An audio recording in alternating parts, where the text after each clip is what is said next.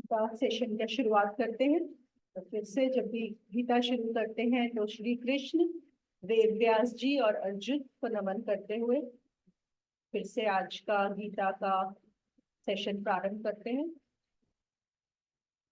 तो पहले मैं दो प्रश्न ले लेती हूँ जो पिछले सेशन में आए थे, क्योंकि वीडियो रिकॉर्डिंग भी थी। तो दो सवाल आए थे। पहला आया था कि जो वशिष्ठ गीता के बारे में बताया था, क्या वो योग वशिष्ठ है? तो हाँ, वो योग वशिष्ठ है। आप लोगों ने सुना है योग वशिष्ठ के बारे में?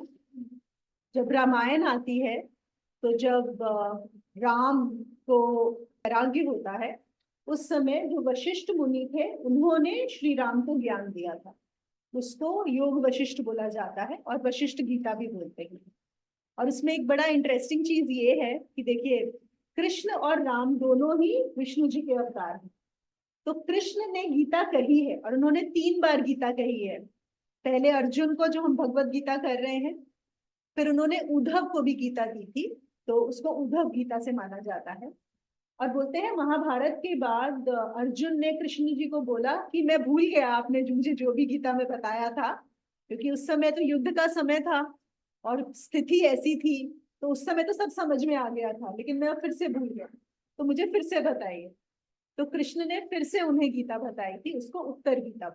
उसके अलावा भी और बहुत सारी गीताएं हैं, हंस गीता, रघु गीता, गुरु गीता, राम गीता, और भी हैं कई गीताएं। लेकिन सब में आप देखेंगे, आप कोई भी पढ़ लेंगे ना, एक भी, सब में इवेंचुअली ज्ञान एक ही, बस अलग अलग तरीके से अलग अलग गुरुओं ने अपने शिष्यों को बताया। एक और प्रश्न आया था, ऊर्जा को नीचे से ऊपर ले जाना क्या गीता में बताया गया है? तो पिछली बार मैंने बताया था ना कि क्रिया योग में हम क्या कर रहे हैं कि जो हमारी एनर्जी है उसको नीचे से ऊपर लेकर जाते हैं। क्योंकि नेचुरली क्या हुआ है, ऊर्जा का दमन हुआ है, ऊपर से आती है, मतलब मेडुला से वो एंटर होती है जीवात्मा जो है, और वो नीचे की तरफ जाती है। तो नीचे की तरफ जाती है तो ध्यान कहाँ जाता है? वर्ल्ड में, संसार में, और बाहर की तरफ। और क्रिया योग में हम क्या करते हैं, उसी ऊर्जा को ऊपर लेके जाते हैं। तो जब ऊर्जा मेडुला से ऊपर जाती है, मतलब ये जो हमारा हिस्सा होता है शरीर का, जब ऊर्जा यहाँ जाने लगती है तो कुछ वो समझ में आने लगता है। जैसे अगर हम गीता भी बोले तो गीता फिर आपको पढ़ने की जरूरत नहीं है, गीता अपने आप समझ में आती है। तो सवाल है कि क्या ये गीता में बताया गया है? हाँ, गीता में बताया गया है। और गीता में जो चौथा अध्याय है उसमें 29th श्लोक जो है, और भी है रिलेटेड, लेकिन 29th श्लोक स्पेशली वहां पे बताया है कि कैसे अगर हम प्राणवायु और अपान वायु दोनों को अगर मिक्स कर देते हैं तो विस्फोट होता है और ऊर्जा पूरी ऊपर चली जाती है, इधर ब्रह्म उसमें। लेकिन कैसे वो करना है, वो प्राणवायु और अपान वायु का मेल होगा कैसे, ये आप सिर्फ एक गुरु से ही सीख सकते हैं जिन्होंने ये प्रोसेस किया है। तो गीता में मेंशन किया हुआ है। तो ये दो क्वेश्चंस आए, ठीक है। तो आज हम आगे शुरू करते हैं गीता का। हमने पिछली बार किया था इंट्रोडक्शन टू गीता, और उसमें मैं एक दो चीजें और शेयर करना चाहती हूँ। ये अभी मैं ले रही हूँ God talks with Arjun, Paramhansa Yogananda ji की। तो हम सबको पता है कि जो महाभारत का बिगनिंग, शुरुआत कैसे हुई थी। आप लोगों ने महाभारत पढ़ी हुई है? पता है महाभारत के बारे में? नहीं, इतना नहीं पता? ओके, आप लोगों को तो पता होगा। तो उसमें जो गेम ऑफ डाइस हुआ था, जो जुआ खेला था, है ना, युधिष्ठिर और कौरवों के बीच में, और दुर्योधन, जिसमें युधिष्ठिर हार गए थे, सब कुछ हार गए थे, अपना पूरा राज्य, यहाँ तक कि अपनी पत्नी को भी उन्होंने जुए पे लगा दिया। तो अब हम सोचते हैं कि अरे ये जुआ तो युधिष्ठिर ने खेला था, है ना, वो इतने समझदार आदमी, और कैसे उन्होंने जुआ खेल के सब कुछ हार गए। तो यहाँ पे परमहंस योगानंदा जी बड़ा इंटरेस्टिंग एक चीज बताते हैं। वो कहते हैं हम सबने ये जुआ खेला है, सिर्फ युधिष्ठिर का नहीं था ये जुआ, हम सबने इस जुए को खेला है। और हम सब अपना जो सोल है, किंगडम ऑफ द सोल, जो यहाँ पे, जो हमारी चेतना है, जो हम स्पिरिट हैं, उससे हम नीचे गिर गए। हम सब ने जुआ खेला। और जुआ क्यों खेलते हैं? क्यों? क्योंकि ये जो गेम है, ये जो खेल है, ये जो नाटक है, ये बहुत ही इंटरेस्टिंग है। और ये जो संसार है, इसके जो सारे प्रलोभन है, जो अट्रैक्शंस हैं वो इतनी इंटरेस्टिंग है कि हम सब वो जुआ खेल के और हार चुके। और अब हम क्या पाते हैं वो जुआ खेलने के बाद, कि हमारा जो राज्य था, जहां पे हमने सबने सुना है कि गॉड इज ओमनीजिएंट, ओमनी प्रेजेंट, है ना, तो वो सब हम में भी था, वो हम भी हैं। लेकिन जुआ खेलने की वजह से हम सब कुछ हार गए हैं, जैसे वो लोग हार गए। और हम अपने आप को ये शरीर मान लेते हैं, और ये शरीर की लिमिटेशंस हैं। इस शरीर का बहुत ध्यान रखना पड़ता है, ये शरीर कभी बीमार होता है, इस शरीर में इतना कुछ करना पड़ता है। और फिर हम पाते हैं हमारे पास इतने सारे दुख हैं। तो ये क्यों है? क्योंकि हमने भी जुए में अपना राज्य हारा हो। तो ये उन्होंने यहाँ पर हमें बताया है।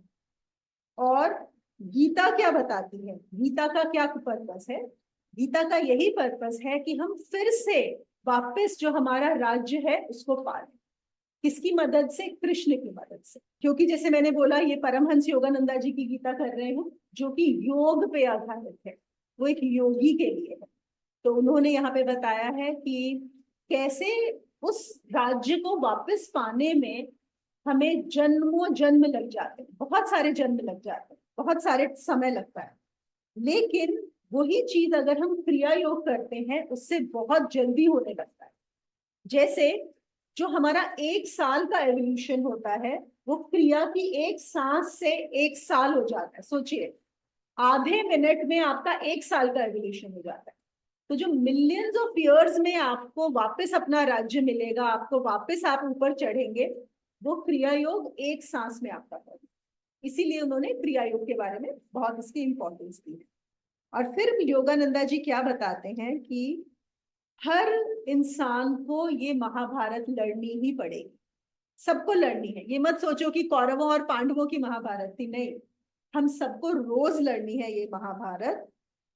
And it is a war not only worth winning, but in the divine order of the universe, a war that sooner or later must be won. और ये भी बोल रहे हैं कि आप ये महाभारत लड़ोगे और एक दिन जरूर जीतोगे भी, ये भी कंफर्म्ड है। अब कब जीतोगे वो बात है क्या अलग, लेकिन जीतोगे भी, ऐसा ही है।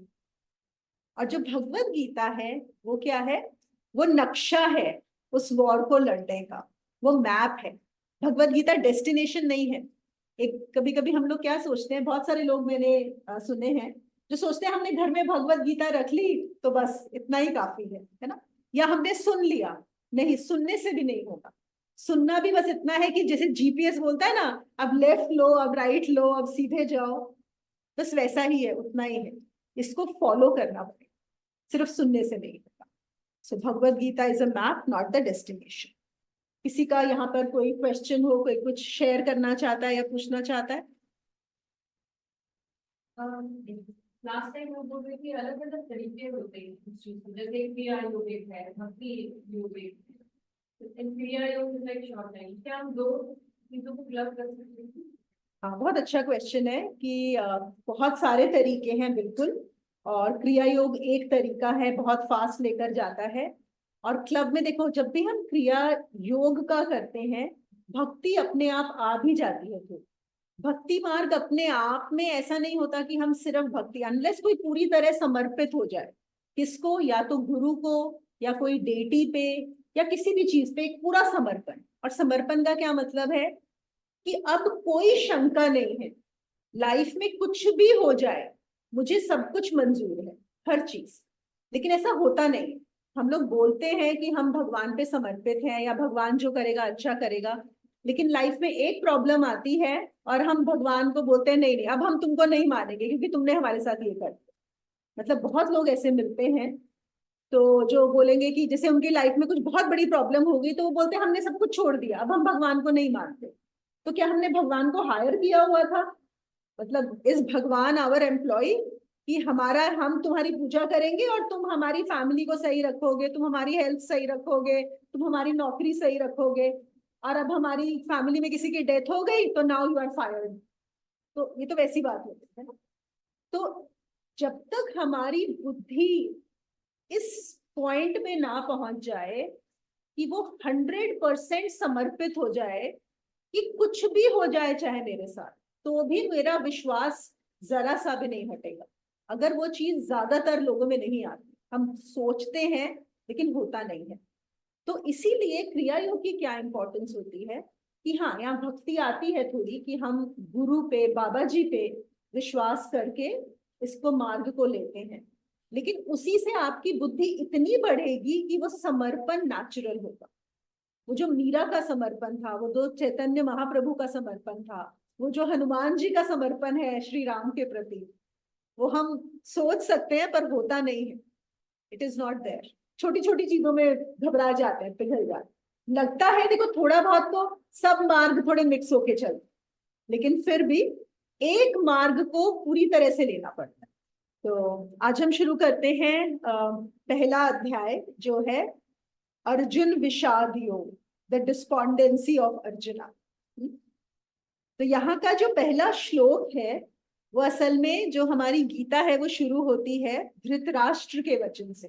आप लोगों को पता है पहला जो श्लोक है गीता का वो धृतराष्ट्र ने पूछा संजय को।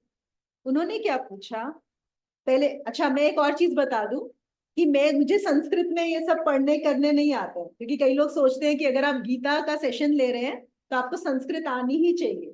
तो ऐसा मेरे साथ उसमें ऐसा नहीं है। मैं संस्कृत में थोड़ा बहुत पढ़ सकती हूँ, लेकिन मुझे ना ये याद है श्लोक और ना मैं इनका अपने आप उच्चारण कर सकती हूँ या अपने आप इनका मीनिंग बता सकती हूँ।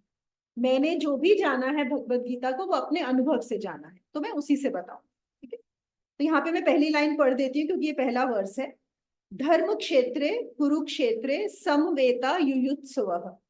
तो वो क्या कह रहे हैं कि संजय, ये जो धर्म क्षेत्र कुरुक्षेत्र पे आज मेरे पुत्र कौरव और पांडु के पुत्र जो हैं वो जो मिले हैं, वो युद्ध के लिए इकट्ठे हुए हैं, उन्होंने क्या किया, ये पहला वो सवाल। ठीक है, अब ये योगानंदा जी ने इसको बहुत ही सुंदर तरीके से समझाया है। वो क्या कहते हैं, देखो यहाँ पे धृतराष्ट्र का क्या मतलब है।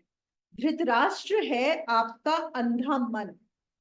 देखो ये ऐसा नहीं है कि वो कैरेक्टर है उससे ये मन है, क्योंकि हमारा मन अंधा होता है। आप ये बोल सकते हो कि हमें एक सिखाने के लिए वो जो कॉन्सेप्ट्स हैं उनको कैरेक्टर्स दे दिए गए। तो धृतराष्ट्र कौन है, द ब्लाइंड माइंड, अंधा मन। और वो किससे सवाल पूछ रहा है, संजय से।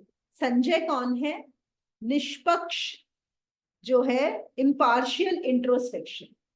हम सबके अंदर चाहे मन अंधा हो लेकिन कुछ है जो इंट्रोस्पेक्ट कर सकता है, कुछ है जो रिफ्लेक्ट कर सकता है, कुछ है जो ऑब्जेक्टिव है, नॉन पार्शियल है, अनबायस्ड है। और कभी कभी हम लोग भी ऐसे रिफ्लेक्ट करते हैं, मतलब हमें पता है कि हमारा मन हमें ऐसे ऐसे घुमा रहा है, फिर भी हम सोचते हैं कि अच्छा मैं ठीक हूं कि नहीं हूं, क्या ये मैंने सही किया या नहीं किया। इसका क्या मतलब है कि हम संजय जो हमारी इंट्रोस्पेक्शन है उससे बात कर रहे हैं। तो फिर वो बोलते हैं मेरे ऑफस्प्रिंग द कुरुज। अब देखो ऑफस्प्रिंग उसके बच्चे, अगर मन अंधा है तो उसके बच्चे कैसे होंगे बिल्कुल, है ना। तो वो कौन है, हमारी जो इंद्रियां है ना, मन। और मन की इंफॉर्मेशन भी इंद्रियों से आती है और मन इंद्रियों की इंफॉर्मेशन पे याद करता है, तो इनका कनेक्शन है। तो जो हमारे कौरव है वो क्या है, the wicked impulsive mental and sense tendencies. और पांडु के बेटे कौन है, देखो पांडु आता है वर्ड पांड से।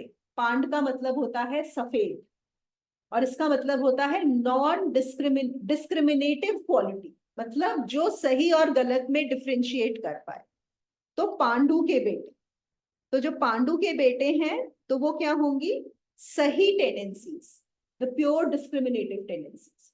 तो एक तरह से हम ये बोल सकते हैं अंधा मन इंट्रोस्पेक्ट कर रहा है क्या, कि जब लड़ाई में युद्ध में इंद्रियां हैं और सही बुद्धि है, सही टेंडेंसीज हैं, उनमें जब लड़ाई हुई तो कौन जीता। ये समझ में आई इतनी बात। तो जो कौरव हैं वो है मन, मन की सारी हमारी इंक्लिनेशंस जो हमें नीचे खींच रही हैं, और जो पांडव है वो है बुद्धि, वो है डिस्क्रिमिनेटिव टेंडेंसीज। और यहाँ पर योगानंदा जी क्या बताते हैं, वो कहते हैं कि जो सबसे अच्छा, मतलब ये नहीं है कि ये सवाल सिर्फ धृतराष्ट्र का है, ये हर साधक को हर रात अपने आप को ये सवाल पूछना है कि आज मेरी लाइफ में कौरव भी आए थे और पांडव भी, आज कौन जीता? आज मैंने अपने कौरवों को जीतने दिया या मेरे पांडव जीते? अब इसको भी इन्होंने दो तीन तरीके से बताया है। एक तो है कौरव और पांडव, जैसे सपोज हमारा मन कर रहा है कुछ आइसक्रीम खाने का, ठीक है, तो ये कौन बोल रहा है? मन बोल रहा है आइसक्रीम खानी चाहिए, ठीक है। और लेकिन बुद्धि क्या बोल रही है? इंटेलेक्ट बोल रही है नहीं नहीं, आइसक्रीम खाओगे तो गला खराब हो जाएगा, कल रिसाइटल है, आवाज में प्रॉब्लम आएगी, तो नहीं खानी चाहिए, ठीक है। और अगर आपने आइसक्रीम नहीं खाई तो कौन जीता? पांडव जीते, है ना। और अगर आपने सोचा अरे जाने दो, देखा जाएगा, अभी तो बहुत मन कर रहा है, अभी तो पहले आइसक्रीम ही खा लेते हैं, तो कौन जीता? कौरव जीत गए। तो हर रोज ये हमारे कॉन्फ्लिक्ट्स चलते हैं लाइफ के, ये करें कि वो करें। तो कहते हैं रात में सोने से पहले आप जरूर इंट्रोस्पेक्ट करो कि आपकी लाइफ में आज कौन जीता, कौरव जीते कि पांडव जीते। तो एक तो हुआ हमारी रोजमर्रा की जिंदगी, हमने किसने किया या वो जीते, एक ही बात है। हाँ, तो हमने जीतने दिया, अगर वो जीत गए तो इसका मतलब हमने अलाउ किया उनको जीतने। वो चॉइस हमारे पास थी। बिल्कुल, वो चॉइस है हमारे पास, तो विल पावर है, वो फ्री विल हमें मिली है। अब क्या हम उसका इस्तेमाल करेंगे या हम उनको सेंस इंक्लिनेशंस या हैबिट्स में जाने देंगे, वो हमारे ऊपर है। और जितना ज्यादा हम अवेयर होते जाते हैं उतनी वो फ्री विल, वो विल पावर हमारी बढ़ती जाती है। ये होता है अध्यात्म। और फिर योगानंदा जी बताते हैं कि एक और लड़ाई चलती है सेरेब्रोस्पाइनल एक्सिस। देखो, सेरेब्रोस्पाइनल एक्सिस हमारी जो स्पाइन है, ठीक है, हमारी स्पाइन में, और ये इन्होंने फिर से योग के दृष्टि से बताया है कि हम जब सांस लेते हैं, क्रिया की सांस में हम एनर्जी को ऊपर लेके जाते हैं, तो क्या हम उसको ऊपर लेके गए? क्या हमने अलाउ किया कि हम रोज आज अपना योग जो प्राणायाम है वो ठीक से करेंगे, या हमने नहीं किया? तो वो भी एक लड़ाई चल रही है कि पांडव उसको ऊपर लेके जाएंगे और कौरव उसको नीचे खींच रहे हैं, नीचे तो खींच ही रहा है। तो क्या मैं उसको लेके जा रहा हूँ? क्या मैं अपना प्राणायाम रोज कर रहा हूँ? क्या जो मुझे साधना दी गई है क्या मैं वो रोज कर रहा हूँ? तो ये एक और लड़ाई फिर से इन्होंने बोला है। मैं पहले पढ़ देती हूँ। The timeless message of the Bhagavad Gita does not refer only to one historical battle, but to the cosmic conflict between good and evil. Life as a series of battles between spirit and matter, soul and body, life and death, knowledge and ignorance, health and disease, changelessness and transitoriness. देखिए कि सिर्फ महाभारत एक ही battle नहीं है, ये मत सोचो, ये हर रोज हमारे बीच में चल रही है, अच्छाई और बुराई में, स्पिरिट और मैटर में। अभी हम क्या मान रहे हैं अपने आप को? यही जो हमने गेम ऑफ डाइस में हार गए हैं, तो मैंने अपने आप को ये शरीर मान लिया है। और जो योग है, जो साधना है, वो बार बार मुझे कहाँ लेके जा रही है? ये बताने के लिए कि मैं स्पिरिट हूं, मैं मैटर नहीं हूं, मैं सिर्फ ये शरीर नहीं हूं, शरीर के बियॉन्ड भी कुछ हूं। तो वो लड़ाई भी हर रोज चलती है। और फिर लाइफ और डेथ में, ज्ञान और अज्ञान में, नॉलेज एंड इग्नोरेंस। तो ये हमें रोज अपने साथ ही लड़ाई लड़नी है और एक दिन इस महाभारत को जीतना है। यहाँ पे उन्होंने एक और चीज बताई है कि एक है हमारा, जब हम या हमारी आत्मा किंग सोल के अंदर, मतलब जब सोल से ही आइडेंटिफाइड है, जब स्पिरिट से आइडेंटिफाइड है, तब क्या होता है हमारी लाइफ में। और जब वो ईगो से आइडेंटिफाइड होती है तब क्या होता है हमारी लाइफ। तो जब भी वो ईगो से आइडेंटिफाइड होती है, it comes under the influence of Maya, which is cosmic delusion, and avidya, which is individual delusion or ignorance. तो यही बात है कि मैं जो स्पिरिट हूं, इस शरीर में आके माया और अविद्या दोनों मेरे ऊपर अपना जकड़ लेती है मुझे, जिसकी वजह से मुझे क्या लगने लगता है कि मैं ये शरीर हूं और मेरी इतनी सारी लिमिटेशंस हैं, मेरी रिस्पॉन्सिबिलिटीज हैं, मुझे ये करना है, मुझे वो करना है। और फिर इसमें उन्होंने एक और बहुत अच्छे से यहाँ पे समझाया है, मैं यहाँ पे आपको इसका करके बताती हूँ। तो जब किंग सोल इनको रूल करता है। जब हम स्पिरिट से आइडेंटिफाइड होते हैं तब क्या होता है, और जब हम किंग ईगो से आइडेंटिफाइड होते हैं तब क्या होता है। The soul as the ego ascribes to itself all the limitations and circumscriptions of the body. Once so identified, the soul can no longer express its omnipresence, omniscience, and omnipotence. It imagines itself to be limited, just as a rich prince wandering in a state of amnesia in the slums might imagine himself to be a pauper. In the state of delusion, king ego takes command of the bodily kingdom. जब soul है, जब हम असल में क्या है, spirit है, ठीक है, हमने यही बोला कि हमारा एक बहुत बड़ा राज्य है और हम वही हैं जो अनमैनिफेस्टेड है। लेकिन जब हमने ये शरीर लिया तो उसके बाद क्या हुआ, बिल्कुल ऐसा हो गया जैसे सोचो कि एक कोई, आप लोगों ने ये कहानी सुनी है कि एक बार एक राजकुमार अपने देश से भटक गया। राजा का पुत्र था, होने वाला राजा था, लेकिन राज्य से बाहर चला गया, भटक गया। भटक गया तो उसको याद ही नहीं रहा कि वो राजा का पुत्र है, और वो गरीबों जैसे रहने लगा, बिल्कुल बेगर बन के रहने लगा, और हमेशा भीख मांगता था और बिल्कुल फटे हुए कपड़े और सब में रहता था।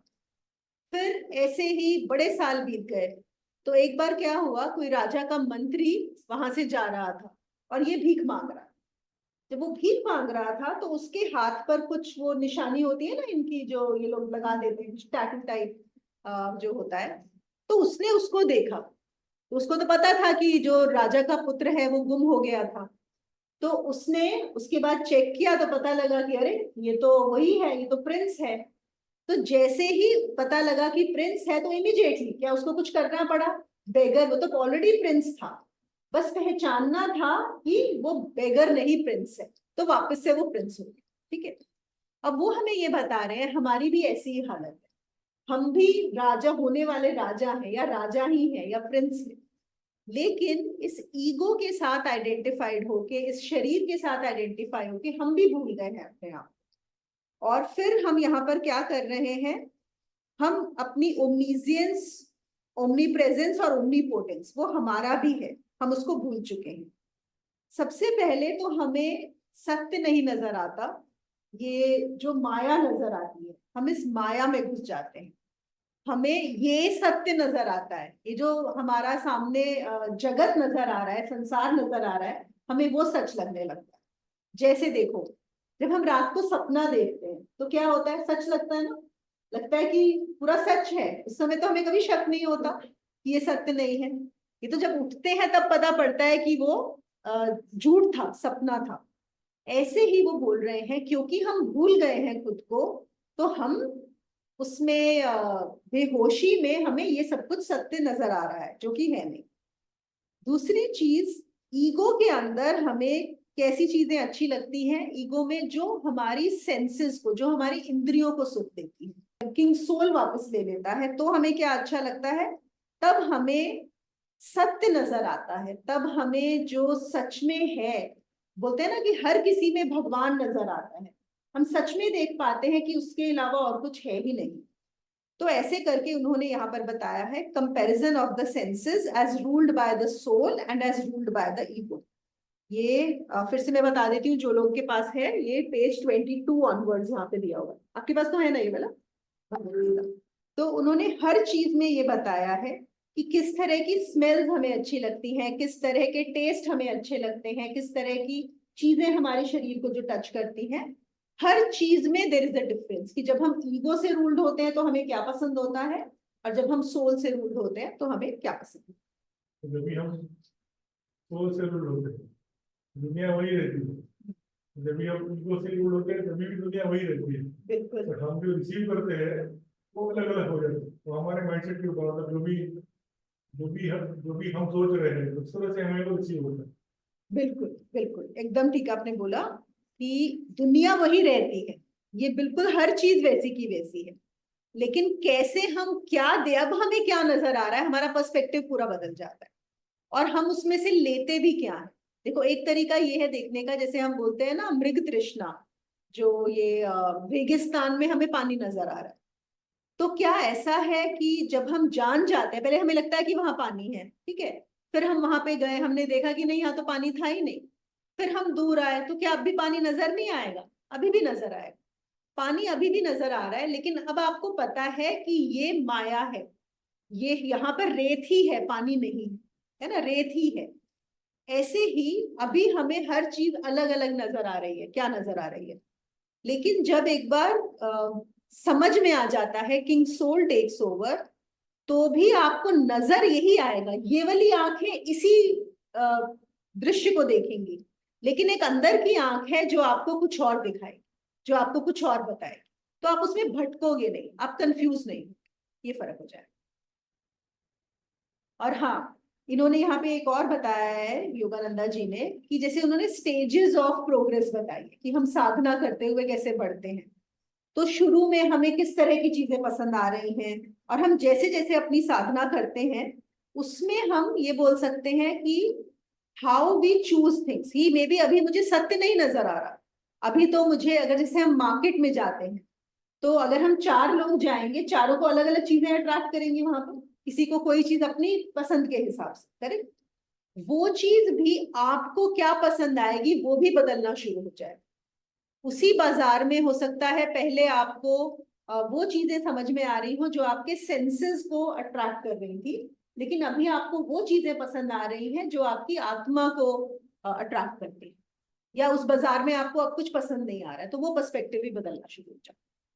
इन्होंने तो यहाँ पे बहुत ज्यादा बढ़ा दिया है, मैं सारा कुछ कवर नहीं करूंगी इसमें, और वैसे भी श्लोक बाय श्लोक नहीं जाएंगे, वो बहुत ज्यादा लंबा हो जाता है। जहां भी मुझे लगेगा ना कि ये श्लोक इंपॉर्टेंट है या इसमें, उसके हिसाब से करेंगे। तो अभी हम फर्स्ट श्लोक, फिर इन्होंने, योगानंदा जी ने एक और चीज बताई है कि ये जो बैटल ऑफ कुरुक्षेत्र है, इसको शरीर के 3 पार्ट्स में लड़ा जाता है। देखो, एक है, first is the material and moral struggle between good and evil, right and wrong action on the sensory plane of Kurukshetra. Material and moral struggle, मतलब कि मुझे क्या चीज, मुझे मटीरियली सही लग रहा है, मेरे सेंसेस को ये चीज सही लग रहा है, वो करना है, या जो सही है मॉरली एथिकली वो करना है। सबसे पहली लड़ाई इस लेवल पे होती है। फिर second is the psychological war waged in yoga meditation on the cerebrospinal plane of धर्म क्षेत्र कुरुक्षेत्र। वही जो मैंने बताया था, एक मेंटल लेवल पे चलेगी, किसके ऊपर, हमारी साधना में सेरिब्रोस्पाइनल एक्सिस के ऊपर, between the mental tendencies and inclinations of मनस। तो क्या है, हमारी जो मेंटल टेंडेंसी है वो क्या बोलेगी, अरे आज ध्यान करने को रहने दो, अरे बैठ जाओ, क्या हो जाएगा, एक दिन साधना नहीं की तो, एक दिन क्रिया नहीं की तो, सो लेते हैं, सुबह कौन उठे, ये तो सबके साथ होता है ना। तो हाँ, आज बारिश हो रही है, आज क्या करना है जाके, है ना, कुछ ना कुछ मिल जाती है हमें एक्सक्यूज। और एक है जो बुद्धि है, वो बोलेगी नहीं, ये करना है, ये जरूरी है, you need to do, you need to do your sadhana. ये दूसरी लेवल पे है। और फिर इन्होंने तीसरी एक और बताई है, the spiritual battle fought in deeper yoga meditation on the cerebral plane of धर्म क्षेत्र। देखो, पहली लड़ाई थी कुरुक्षेत्र पे, मतलब ये शरीर पे। दूसरी इन्होंने बोला धर्म क्षेत्र कुरुक्षेत्र, मतलब जो मेंटल लेवल पे हो रही है। और तीसरी है धर्म क्षेत्र, ये कहाँ पे है, ये सिर्फ एडवांस साधकों के लिए है, कि जब आप ध्यान में चले जाते हैं, okay, deep stages of meditation, तो क्या होता है, उसमें भी एक है जो आपके ध्यान को कायम रखता है, जो रखता है कि उस स्टेज को कंटिन्यू करो, लेकिन उसमें भी कुछ मेंटल इंक्लिनेशंस होती है जो आपको नीचे खींच लेती है, बाहर आ जाते हैं, आपका ध्यान जल्दी टूट जाता है। आप उस स्थिति में कितनी देर रह पाते हो, अब ये उसकी बात है, आप उस ध्यान की अवस्था में कितनी देर रह पाओगे, या आपको फिर से वापस नीचे खींच जाएगा। तो एक जो एडवांस साधक है, उसको वहां पर भी वो लड़ाई लड़नी। तो ये तीनों लेवल्स पे लड़ाई। बस हो गया। बिल्कुल, वो जो बस हो गया वो कौन बोल रहा है, तो वही जो सेंस इंक्लिनेशंस हैं, जो बाकी चीजें हैं, वही बोल रहे हैं बस बस बहुत, या फिर पैर ही दुखना शुरू हो जाएगा, या फिर कहीं पे इचिंग होनी शुरू हो जाएगी। तो जैसे जैसे साधना बढ़ती है, ये सब चीजें होने लग जाती है। खूब होता है। कुछ नहीं, आपको कंटिन्यू करना है, तो वही तो लड़ाई है। तो लड़ाई में हम ये भी बोल सकते हैं ना कि हाँ, मन बोल रहा है कि बस उठ जाओ, छोड़ दो, इनफ हो गया, पर नहीं, बैठे रहो, करते रहो। तो जो योग साधना है उसमें यही है कि आपको कंटिन्यू करना। सपोज आपने डिसाइड कर लिया, कई उसमें होता है, हम बोलते हैं अलार्म लगा के बैठिए, कि आपने ध्यान किया कि आधा घंटा का है, तो आधा घंटा बैठना ही है। या जैसे कई बार ओम भी करते हैं ना, आज तो क्या हुआ, ओम बहुत जल्दी हमारा खत्म हो गया, लेकिन जब हम आधा घंटा करते हैं उसमें भी कभी कभी होने लग जाता है बीच में, अभी बहुत हो गया, बस बंद हो जाए, है ना। तो लेकिन वही है कि जब हो जाता है कि बहुत हो जाए तो रुकना नहीं, करते जाना है, करते जाना है। तो बीच में स्टेजेस आती हैं जब लगता है कि नहीं बस हो गया, रुक जाओ, पर कंटिन्यू कर। वही, अगर वॉर जीतनी है तो कंटिन्यू करना पड़ेगा। और बहुत बार होता है कि आपको लगता है आप कंटिन्यू करते हो ना, फिर से वो मोमेंटम बन जाता है, फिर मोमेंटम बन जाता है, तो बीच में छूटता है और फिर बन जाता है। एक और चीज ये आती है, habit versus discriminative free choice. जैसे एक बड़ा कॉमन टॉपिक, इसके ऊपर मैं सेशंस भी ले चुकी हूँ, ऑलमोस्ट सबका आता है, फ्री विल वर्सेस डेस्टिनी। ये बार बार सब पूछते हैं कि क्या हमारे पास फ्री विल है और एवरीथिंग इज डेस्टिनी। तो अभी उसके बहुत ज्यादा डिटेल में मैं नहीं जाऊंगी, लेकिन आपको थोड़ा सा बताती हूँ। जो डेस्टिनी हम जिसको बोलते हैं, हम अगर हम उसको डेस्टिनी हटा के हैबिट डाल दें, यहाँ पे उन्होंने ये वर्ड यूज किया है, तो वो चीज हमें बहुत हेल्प करेगी कि हम अपनी आदतों के गुलाम होते हैं, है ना। हम ये नहीं बोलेंगे कि मेरी डेस्टिनी में ये लिखा है, लेकिन हमारी आदत वश हम बार बार वो एक्शंस को रिपीट करते हैं। जैसे अगर मुझे सुबह उठने में मुश्किल होती है, तो ये मेरी हैबिट है, मुझे सुबह उठना पसंद नहीं है। अब मुझे अगर सुबह उठ के साधना करनी है तो क्या होगा कि वो मन सुबह फिर होगा, अरे नहीं सो लेते हैं, सोना ज्यादा इंपॉर्टेंट। तो अगर मैं सो ली तो अब ऑब्वियसली मेरी साधना मिस होगी, अब मैं बोलूंगी अरे ये तो डेस्टिनी था, ये तो डेस्टिन्ड था, है ना। लेकिन ऐसा नहीं कि डेस्टिन्ड था, मेरी आदत जो है उसने बहुत स्ट्रॉन्ग इन्फ्लुएंस डाला हुआ है मेरे बुद्धि के ऊपर, वो चल रहा है, उसका इन्फ्लुएंस बहुत ज्यादा है।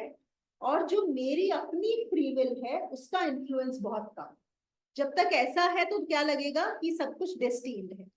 तो हमें क्या करना है, उस विल पावर को बढ़ाना है। और यहाँ पे उन्होंने यही बात की है, और वो बोल रहे हैं यहाँ पे, very few human beings use exclusively their God-given power of free choice in making themselves the persons they want to be. The majority of people allow their characteristics to change passively according to the old patterns and habits. तो क्या मतलब है कि कुछ लोग wait कर रहे हैं कि अपने आप over a period of time जब हमारी आदतें बदलेगी बदलेंगी, जब कुछ होगा तब होगा। That is one way of looking at it. Another way is कि मुझे ये मिली है फ्री विल और मुझे इसका इस्तेमाल करना, मैं कैसे अपनी आदतों से लड़ सकता हूँ। और यहाँ पे क्या बात हो रही है, महाभारत। ये इंतजार नहीं करना है कब अपने आप हो, यहाँ पे आपको लड़ाई करनी है। देखो, the yoga way is the fighter way. अब यही भगवत गीता को अगर आप तंत्रिक पॉइंट ऑफ व्यू से पढ़ेंगे या ज्ञान मार्ग के पॉइंट ऑफ व्यू से पढ़ेंगे तो वहां पे लड़ाई की बात नहीं होगी, ठीक है। ये यही सेम मैसेज पूरा का पूरा बदल जाएगा। तो ये बात भी मैं साथ साथ बता देती हूँ, हम कौन किसका इंटरप्रिटेशन पढ़ रहे हैं गीता का, और हम कौन से मार्ग पे हैं।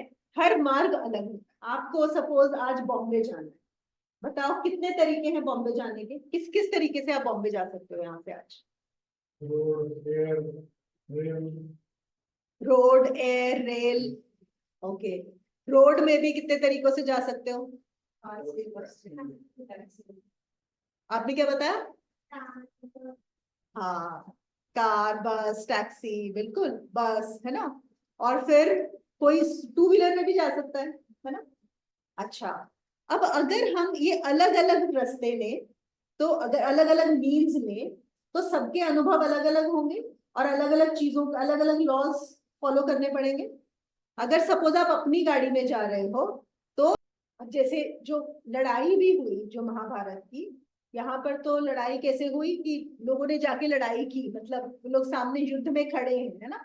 भाले, तलवार, तीर, कमान, कुश्ती, जो भी फिजिकल यूज हो रहा है। और हमें पता है कि कुछ वॉर्स होती हैं जो मेंटल लेवल पे लड़ी जाती है ना। जैसे हमारे कॉर्पोरेट में भी तो वॉर्स चलती रहती है, ऑफिस में, है ना। वहां पे हम कोई भाले वाले थोड़ी लेते हैं, वहां तो मेंटल लेवल पे हमें पता है दूसरे को स्ट्रैटेजी होती है कैसे गिराना है या कैसे जीतना है, या कंपेटिटर्स के साथ हमारी जो स्ट्रैटेजीज होती है वो भी तो लड़ाई है, that is also which is a mental level. So this is a very physical strong way of fighting PIO की जो वॉर, योग की जो वॉर। तो शायद आप एक अलग तरीके से जाओगे, वही चीज आप टैक्सी बुला रहे हो तो थोड़ा सा बदल जाएगा, है ना। और अगर आप टू व्हीलर पे जा रहे हो बारिश में तो क्या करोगे, आप रेनकोट भी पहनोगे, है ना, पूरा का पूरा, आपको हेलमेट भी पहनना पड़ेगा, बहुत ध्यान रखना पड़ेगा। तो सपोज आप टू व्हीलर पे जा रहे हो, तो अगर आपको कोई इंस्ट्रक्शंस देगा तो वो आपको बोलेगा आप हेलमेट पहनो, टी से ऊपर मत करना, रास्ते में यहाँ पर रुक जाना, है ना, इंस्ट्रक्शंस अलग होंगे। अगर आप गाड़ी में जा रहे हो तो इंस्ट्रक्शंस चेंज हो जाएंगी, वहां पे कोई बोलेगा कि आप हेलमेट पहनो और टू व्हीलर ये रेनकोट पहनो, नहीं बोलना होगा ना। अच्छा, अगर आप फ्लाइट से जा रहे हो तो आपको फील ही नहीं होगा कि आपका जो रोड पे जो एक्सपीरियंस हो रहा है और जो फ्लाइट में एक्सपीरियंस हो रहा है दोनों अलग है, ठीक है। अगर आप फ्लाइट से जा रहे हो तो जाने वाला बोलेगा अच्छा वहां पे आपको अपना जो सामान है वो पहले ही सबमिट करा देना है नीचे। ऐसे ही करते हैं ना, हम एरोप्लेन में जाते हैं, लेकिन गाड़ी में जाते हैं तो हम अपनी डिक्की में डाल देते हैं सामान, है ना, तो चेंज हो गया तरीका। फिर अगर एरोप्लेन में है तो वो बोलेगा कि एयर हॉस्टेस आएगी, अगर तुमको पानी चाहिए हो तो एयर हॉस्टेस दे देगी। गाड़ी में जा रहे हैं तो हम अपना पानी लेके जाएंगे, तो हो गए ना, जा वही रहे हैं लेकिन तरीके अलग होते हैं। ऐसे ही हम जब योगा का पाठ लेते हैं तो हमें संघर्ष करना है, this is the fighter's way, this is the warrior's way, this is the yogic way, जो योगानंदा जी बता, ठीक है। यही को अगर आप इसी गीता को भक्ति योग से सुनेंगे, भक्ति मार्ग से सुनेंगे तो कुछ और आएगा, ज्ञान वाले को सुनेंगे तो कुछ और आएगा। तो ये चीज भी आप सबको ध्यान में रखें कि हम कौन सा पाथ ले रहे हैं। तो ये तभी मैं बोलती हूँ ये वाली गीता वैसे भी बहुत कम लोगों को समझ में आती है, क्यों, क्योंकि ये योगिक वे ऑफ गीता है। ये कहते हैं आप अपनी फ्री विल को यूज करते हुए अपनी हैबिट से लड़ो। So focus on bringing good habits. एक जो सही योगी है, जो साधक है, उसको अच्छी आदतों को डेवलप करना पड़ेगा। और फिर इन्होंने एक और चीज बताई है कि किसी भी हैबिट को चेंज होने में 12 साल लगते हैं, तो इतना धीरे प्रोसेस होता है। लेकिन फिर उन्होंने क्या बोला है कि क्रिया योग, क्योंकि एक सांस की ऐसी प्रक्रिया है, अगर आप उसके साथ अपनी आदत को बदलोगे तो वो बहुत जल्दी आपका होता है। तो हमारी मर्जी है कि हमें अपनी हैबिट्स पे करना है या हमें लड़ना है उनसे द योगिक में। तो अच्छी आदतों को बढ़ाना है और बुरी आदतों को स्टार्व आउट करना है, ये उनका बड़ा क्लियर एक्शन है। एक जो विल पावर की बात होती है, will power is that which changes thought into energy. देखो एनर्जी ऑलवेज फॉलोज थॉट, ठीक है, ये आपको पता है, ये एक लॉ है, एनर्जी फॉलोज थॉट। एनर्जी क्या है, पावर, करेक्ट। हमें हर चीज के लिए एनर्जी चाहिए, पढ़ाई करने के लिए भी एनर्जी चाहिए, खेलने के लिए भी एनर्जी चाहिए, ऑफिस में काम करने के लिए भी एनर्जी चाहिए, साधना के लिए भी एनर्जी चाहिए। और एनर्जी किसको फॉलो करती है, थॉट। तो अगर हम अपनी थॉट को सही जगह पे लेके जाते हैं तो ऑटोमेटिकली एनर्जी वहां जाने लगती है। लेकिन हमारी प्रॉब्लम क्या यहाँ पे है कि हमारी जो थॉट है वो हमारे कंट्रोल में है ही नहीं। हमारा माइंड जहां पे हमारी थॉट को लेके जाता है हम उसको वहीं जाने देते हैं। ये होता है कि नहीं होता है, ओवर थिंकिंग, जो तो ज्यादातर लोग मिलते हैं हमें ओवर थिंकिंग है कि हम कुछ दिमाग में एक सोच आ गई और वो चले जा रही है चले जा रही है चले जा रही है, हमारा उसके ऊपर कोई कंट्रोल ही नहीं। अगर एक सोच आ गई और हम उसके बारे में सोचे जा रहे हैं, इसका मतलब क्या हो रहा है, हमारी सारी एनर्जी उस थॉट के पीछे जा रही है। अब वो एनर्जी नीचे जा रही है कि गड्ढे में जा रही है कि ऊपर जा रही है, we have no idea. So once we understand, and this is also one of the extraordinary powers that we humans have, कि हम अपनी थॉट को शिफ्ट कर सकते हैं, हम सोच सकते हैं, हम डिसाइड कर सकते हैं कि मुझे क्या सोचना है। तो जैसे हम बोलते हैं थिंक पॉजिटिव, है ना, तो सबने सुना है, क्यों बोला जाता है कि थिंक पॉजिटिव, इसीलिए बोलते हैं ना कि अगर आप पॉजिटिव सोचोगे तो एनर्जी पॉजिटिव डायरेक्शन में जाएगी, अगर आप नेगेटिव सोचोगे तो एनर्जी नेगेटिव डायरेक्शन में जाए। देखो एक बार क्या हुआ, एक आदमी, एक पेंटर था बहुत अच्छा, उसने अपनी, उसको ऐसा लगा उसने एक मास्टरपीस बनाया, होता है कई लोग, मतलब he was really satisfied with that painting. तो उसके किसी फ्रेंड ने उसको सजेस्ट किया कि एक काम करो, तुमने तो मास्टरपीस बनाया है लेकिन तुम्हें फीडबैक लेना चाहिए दूसरे लोगों का, ये कैसा बना। तो उसने बोला अच्छा कैसे फीडबैक लूं। उसने कहा एक काम करते हैं, हम इस पेंटिंग का एक फोटो लेते हैं और उसको एक कहीं जो मेन क्राउडेड एरिया होगा वहां पे लगा दें और हम लोगों से पूछेंगे कि इसमें और क्या इम्प्रूव किया जा सकता है, ठीक है, तो हमें फीडबैक दें। उसने बोला अच्छा ठीक है। उसको इतना ध्यान, मतलब वो तो पेंटर था, इतना दिमाग में नहीं आता था, उसको लग रहा मेरा फ्रेंड ने सजेस्ट किया है तो उसने ऐसा ही किया। उन्होंने एक बड़ा सा फोटो निकाला और एक मार्केट में जाके जहां बहुत लोग आते थे वहां पे उसको चिपका दिया और बोला कि सजेस्ट इम्प्रूवमेंट्स। तो उसको तो पक्का था कि इतनी बढ़िया पेंटिंग बनाई है, इसमें कुछ इम्प्रूव नहीं हो सकता है। पर जब वो शाम को गया तो उसको तो डिप्रेशन आ गया, वो देख के अपनी पेंटिंग। उसके ऊपर कम से कम 200 टिक्स लगे हुए थे कि ये इम्प्रूव हो सकता है, ये इम्प्रूव हो सकता है, ये इम्प्रूव हो सकता है। उसको लगा यार मैंने तो मास्टरपीस बनाया था, ये क्या हुआ, पूरा शॉक हो गया। तो डिप्रेशन में चला गया। फिर कोई और उसका एक आया, उसने बोला क्या हुआ। उसने बोला मतलब मैंने इतनी बढ़िया पेंटिंग बनाई थी, उसमें लोगों ने 200 कमियां निकाल दी, तो इसलिए मैं डिप्रेशन में हूँ। उसने बोला तुमने ऐसा क्यों किया, क्या किया था। उसने कहा कि मैंने बोला था कि क्या इसमें इम्प्रूव हो सकता है, कहते चलो हम फिर से एक्सपेरिमेंट करेंगे। उसने एक और फोटो निकाला, उसने बोला अब डालो और उसमें लोगों को पूछो इसमें क्या अच्छा है, वो मार्क करो। फिर वो शाम को गया तो फिर से 200 टिक्स लगे हुए थे वहीं पे, है ना, ये भी अच्छा है, ये अच्छा है, ये अच्छा है। तो इससे क्या पता लगता है, देखो जब आपने लोगों को पूछा इसमें क्या इम्प्रूव किया जाए तो उनका ध्यान क्या जा रहा है, क्या क्या इम्प्रूव हो सकता है। So it is negative the focus, सब कमियां नजर आ रही है ना, क्योंकि हर चीज इम्प्रूव हो सकती है हमेशा। ऐसा कभी हो सकता है कि कोई चीज इम्प्रूव नहीं हो सकती, is it ever possible, possible ही नहीं। लेकिन जब उन्होंने बोला कि इसमें क्या अच्छा है तो भी वहीं पे 200 टिक्स लगे हुए थे कि ये सब कुछ ही अच्छा है वहां पे। तो ऐसे ही हमारी जो लाइफ है उसमें भी ऐसा ही होता है। अगर हम सोचेंगे ना अरे मेरी लाइफ में क्या खराब है, तो आपको 1000 चीजें मिल जाएंगी जो आपकी लाइफ में खराब है।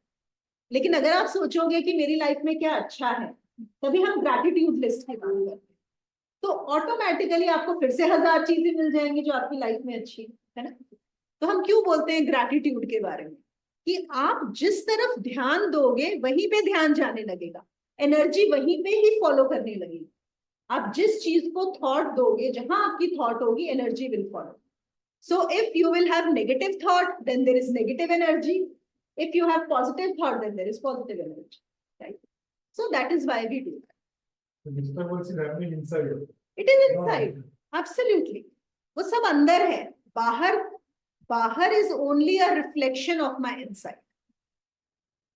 और ये तो हम सबने देखा है कि जब हमारा मूड अच्छा होता है तो कभी कुछ सिचुएशन खराब होती है ना तो भी हम इग्नोर कर जाते हैं या हम उसको पॉजिटिवली ले लेते हैं, है ना। और मूड खराब हो तो भाई कुछ अच्छा भी बोल रहा हो तो भी हम भड़क जाते हैं, गुस्सा हो जाते हैं। तो कहाँ है, अंदर ही है ना, बाहर कुछ नहीं है। सब मनोस्थिति की बात है, परिस्थिति की नहीं। और परिस्थिति हमारे हाथ में कभी नहीं, लेकिन मनोस्थिति हमारे हाथ में। तो ये जितनी भी चीजें हैं, जैसे बोलते हैं silver lining around the clouds, इसका भी क्या मतलब है, यही मतलब है ना कि हम पॉजिटिव देखें, देखने की कोशिश करें।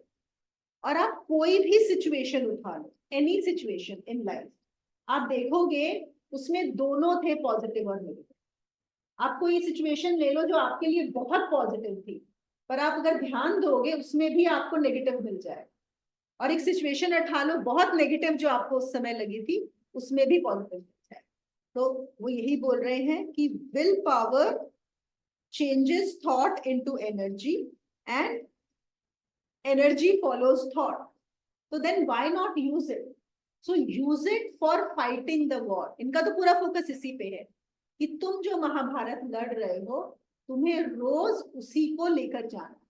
तो अपनी विल पावर का इस्तेमाल करो, अपनी थॉट का इस्तेमाल करो।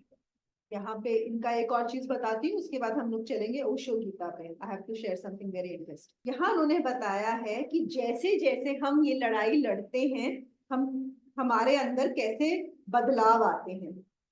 The conquest of the soul's calmness over the ego's restlessness advances in 4 stages. यहाँ पे इन्होंने 4 स्टेजेस बताए हैं कैसे हम ईगो से सोल की तरफ चलते हैं। तो जो पहली स्टेज होती है वो होती है ऑलवेज रेस्टलेस नेवर काम। इसमें क्या बहुत कम लोग होते हैं कि सिर्फ रेस्टलेस ही हैं, और दो ऐसे लोग मिलते हैं हमें जो कभी भी शांत नहीं होते, अशांत ही रहते हैं, है ना, स्वभाव ही है अशांत। तो ये पहली स्टेज होती है। फिर हम जैसे जैसे ये लड़ाई लड़ते हैं, जैसे जैसे थोड़ा कंट्रोल लाने लगते हैं, साधना करते हैं, तो अगली क्या आती है, part of the time restless, part of the time काम, ऑलमोस्ट 50-50। और ऐसे भी हमें लोग मिल जाते हैं वो बोलते हैं अरे कभी तो हम बहुत शांत रहते हैं, लेकिन कभी इतने परेशान होते हैं, इतना मन विचलित होता है कि समझ में नहीं आता। तीसरा आता है मोस्ट ऑफ द टाइम काम एंड ओकेजनली रेस्टलेस।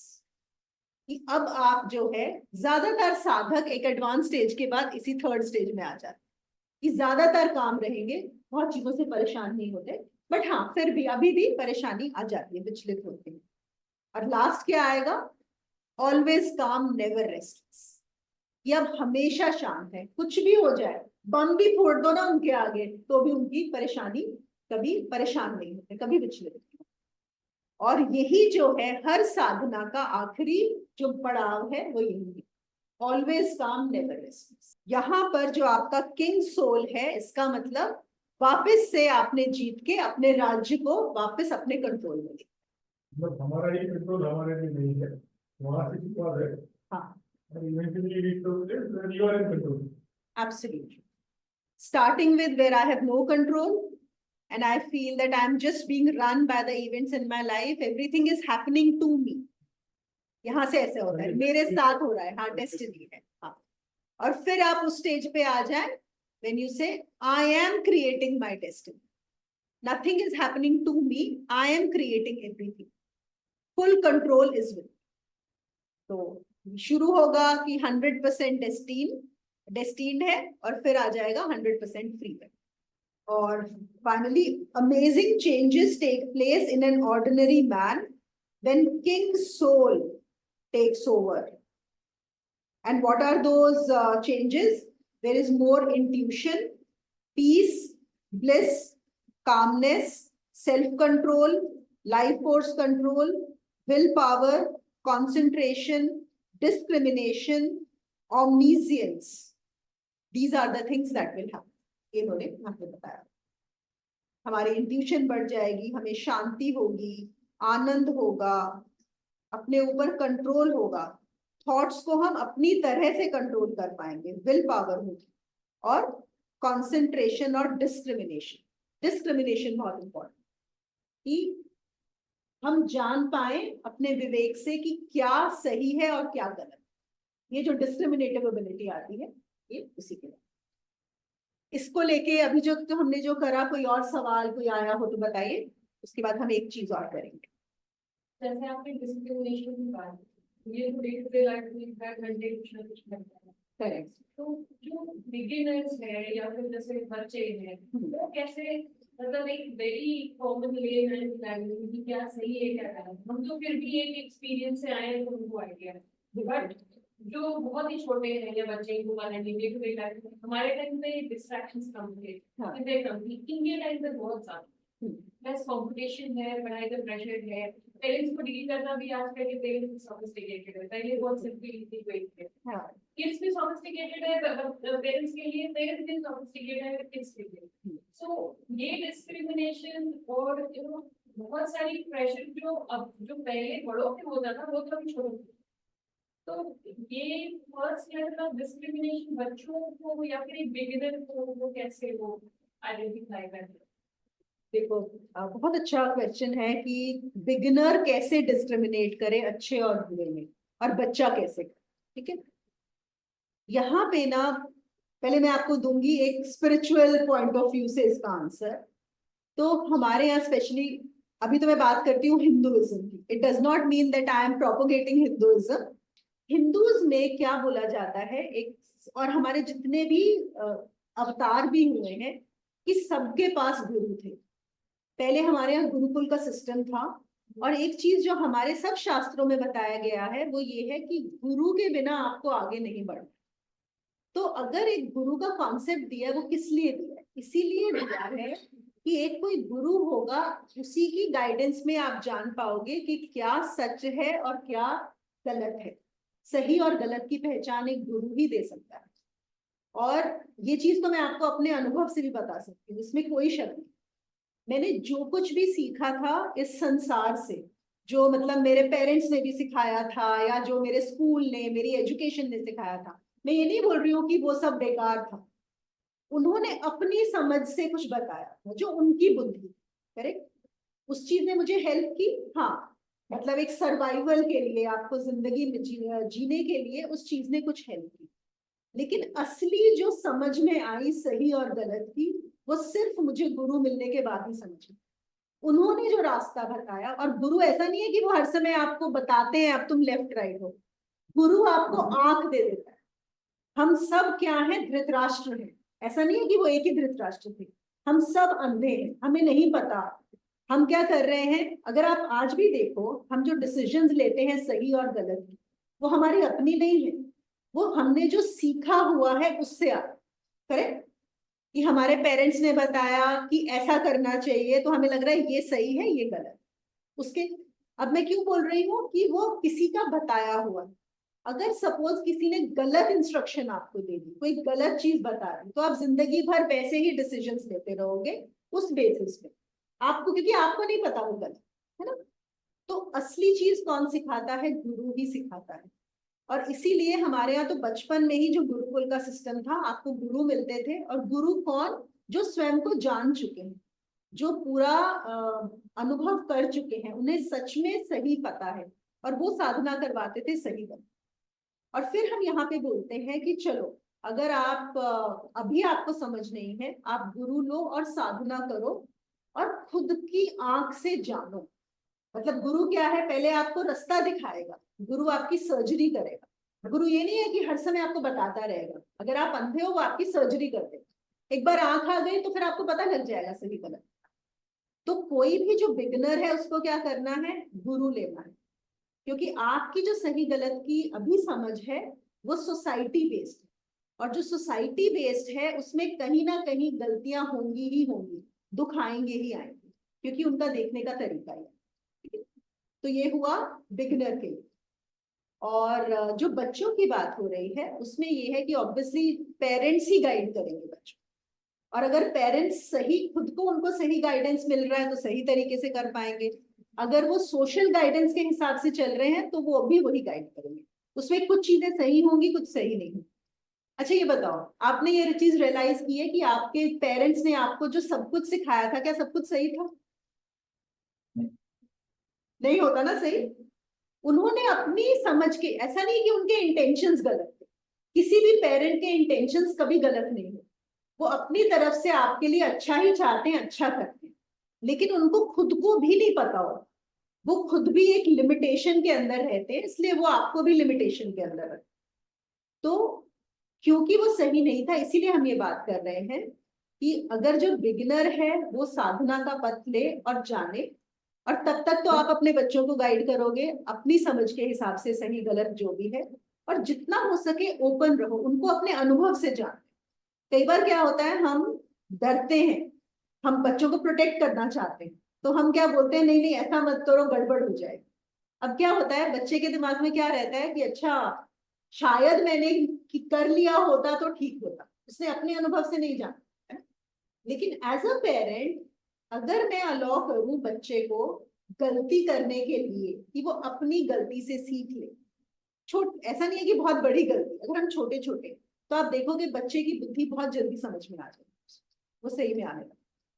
अदरवाइज तो पेरेंट ही, आपकी जितनी समझ है उसके हिसाब से आप ही बताओगे सही गलत क्या, जब तक वो खुद इस लायक नहीं हो जाता। लेकिन एक पॉइंट के बाद जरूर बच्चों को छोड़ देना चाहिए। एक मेच्योरिटी आने के बाद उनको अपने फैसले खुद लेने देना बहुत जरूरी है। हमारी पता सबसे एक और, स्पेशली इंडियन माइंडसेट में मैं ये बोलूंगी कि हम अपने बच्चों के डिसीजंस लेना चाहते हैं, ज्यादातर पेरेंट्स। हम उनको देना, हमको लगता है वो गलती कर लेंगे, हमें डर लगता है उनके लिए, because we want to protect them, but actually we end up being over protect, we don't realise. शुरुआत के लिए तो इतना ही है कि पहले खुद देखो, कि खुद से जानना शुरू करो कि मुझे क्यों किसी दूसरे की जरूरत पड़ रही है, क्यों मैं अपनी ही आंख से नहीं देख सकता या जान सकता कि बात सही क्या है, और फिर बच्चे को भी वैसे गाइड करो। के अनुसार पहली दवाई अपनी हैबिट से, सबसे पहले अपनी हैबिट जो से, है वो हाँ अपने अंदर की दवाई। बिल्कुल बिल्कुल। सबसे पहले तो हमें ये डिसीजन लेना है कि क्या मुझे, जो गीता बता रही है, गीता कहाँ बोल रही है, मोक्ष, मोक्ष की बात हो रही है, सेल्फ रियलाइजेशन की बात हो रही है, कि क्या वो मेरा पर्पस है लाइफ में। तो बहुत कम लोग के लिए वो पर्पस ही होता है, बहुत ही कम लोग। ज्यादातर पर्पस क्या होता है, ये कि हम अपनी फैमिली को बहुत अच्छे से वो कर लें, और हाँ अच्छी लाइफ जिए, अच्छी लाइफ जिए, बिल्कुल बिल्कुल बिल्कुल, और बड़ा करते जाएं, हाँ बिल्कुल यही है, ज्यादातर लोग इसी उसमें। कितने लोगों में मोक्ष की इच्छा जगती है, आपको पता है, बहुत कम। और बोलते हैं मोक्ष की इच्छा आना भी ईश्वर कृपा से ही होता है, वो भी नहीं आता। ईश्वर कृपा होती है तभी आपको मन करता है कि मुझे अब अपने को जानना है, मुझे इन सब से अब ऊपर उठना। ये तो ज्यादातर लोग नहीं इंटरेस्ट होते हैं। और कुछ लोग, जैसे मैंने पिछली बार भी बताया था, सफरिंग की वजह से आते, यहाँ आप ये इस पॉइंट पे पहुंच जाते हो, जैसे लाइफ की हम बात कर रहे हैं, हाँ फॉरेन ट्रिप्स भी कर रहे हैं, बड़ा घर भी है, सब कुछ बहुत बढ़िया है, पर फिर कुछ लाइफ में ऐसा हो जाता है, या इतने अंदर से इतने परेशान होते हैं, बाहर से सब कुछ ठीक है लेकिन अंदर से इतने परेशान हो जाते हैं कि फिर लगता है कि नहीं बस बहुत हो गया, अब मुझे इस सब से छुट्टी चाहिए। एक चीज आप देखेंगे, वो बोलते हैं हमने कभी किसी का बुरा नहीं किया, सब कुछ अच्छा किया, फिर क्यों हुआ ये? तो अगर ये सवाल आता है तो मैं बोलती हूँ बहुत अच्छा है ये सवाल आना, तो इसका मतलब अब आगे चलना है ना, इसी चक्कर में नहीं रहना अच्छे और बुरे कर्म, अब आगे चलने। तो अभी तो बच्चे अटेंड कर रहे हैं, तो सबसे पहले क्या है, cultivating good habits, that is the Gita message, doing the right things. वो डिफिकल्ट होती हैं लेकिन बाद में आपकी लाइफ को बहुत इजी कर देती, बहुत ब्यूटीफुल कर देती। जैसे बोलते हैं ना, एक स्टोरी है कि एक बार क्या हुआ, एक आदमी का घर था, बहुत रिच पर्सन था, और उसका वॉचमैन भी था। तो और जो उसका वॉचमैन था वो उसका क्लासमेट था। तो ये रात में सोता था, ऑब्वियसली जो रिच पर्सन है अपने घर के अंदर, और वॉचमैन क्या करता था रात में, क्या काम होता है उसका, ड्यूटी करना, जगा हुआ है। तो उसको किसी ने पूछा कि अरे ये तो तुम्हारा ही क्लासमेट था, वही तुम्हारे घर में वॉचमैन है। कहते जब मैं रात में जगता था तब ये रात में सोता था, अब मैं रात में सोता हूं और ये रात में जगता है। समझे मतलब, समझे है ना? वो कब जगता था, जब स्टूडेंट था, वो पढ़ाई करता था, तो रात में मेहनत कर रहा था, है ना? वो कहते तब इसको इंटरेस्ट नहीं था मेहनत करने में, वो सो रहा था। इसका मतलब लिटरली नहीं है कि पूरी रात वो करता था, लेकिन उस समय उसने मेहनत नहीं की। हाँ बिल्कुल जब भी मेहनत करनी थी तभी नहीं किया, बिल्कुल बिल्कुल। तो अब वो जो है वो सो रहा है आराम से, और अब इसको मेहनत करनी पड़ रही है। बोलते हैं मेहनत तो करनी पड़ेगी, या पहले कर लो या बाद में करो, तो बेटर है पहले ही कर लो। और यही चीज हम साधना के लिए बोलते हैं कि पहले ही साधना कर लो, जान लो, सबसे बड़ी चीज स्वयं को जान लो, उसके बाद बहुत सिंपल हो जाता है। और वो नहीं करेंगे तो जिंदगी भर कुछ और चलता ही रहेगा। चलिए, अब मैंने उठाई है ये गीता दर्शन ओशो की, और ये इसमें एक बड़ा इंटरेस्टिंग चीज है, ये जनरली क्वेश्चन भी आता है सबको संजय के बारे में, ओके, कि संजय जो थे, क्या संजय स्वयं को जानते थे, क्या संजय एनलाइटेंड थे, जो उनको, आपको पता है ना, संजय देख पाए थे पूरा का पूरा जो महाभारत का युद्ध हो रहा था, और वो बता रहे थे धृतराष्ट्र को, बिल्कुल एकदम जैसे हम आजकल टीवी देखते हैं ना, मैच देखते हैं, लाइव मैच, बिल्कुल लाइव वो उनको एक्सप्लेन कर रहे थे। तो आपको क्या लगता है, क्या संजय एनलाइटेंड थे इसलिए वो ये सब कर पाए? What do you think? अगर वो एनलाइटेड होते तो फिर वो काम नहीं करते जो कर रहे थे। पता नहीं करते कि नहीं पता करते, नहीं कांट से। चलता। हाँ, देखो, हम ना एक एक्सपेक्टेशन होती है, हमें क्या लगता है, जैसे एक सिद्धि हुई ना, कि कोई देख पा रहा है इतनी दूर अपनी आंख से, मतलब इसी आंख से, ये जो हमारी दो आंखें हैं उनसे वो इतनी दूर देख पा रहा है, तो इसका मतलब वो पक्का कुछ बहुत पहुंचा हुआ इंसान है ना।